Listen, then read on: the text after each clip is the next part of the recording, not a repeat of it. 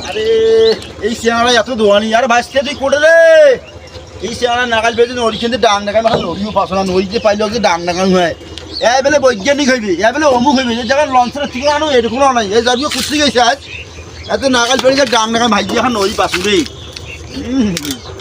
হ্যাঁ তার বিজ্ঞানীতে দেখায় মগাইস আর বিজ্ঞানী দেখান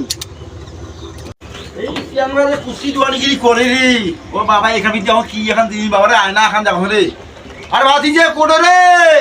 এটা বাবা নাই রে এলে মানুষের দামি যদি দাঁড়াও যাইবে না আসতে হবে নাকে ভাঙি গেলে যন্ত্রণা হইবে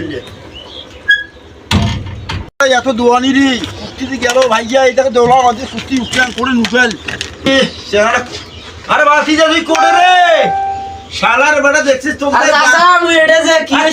কি করবি গরুর জন্য ঘাস কাটে নেবে তুই জানিস না তোমার জানেন না মোর অনেক দিনকে সব মুই মিস্ত্রি হম এই যে লঞ্চের মিস্ত্রি হম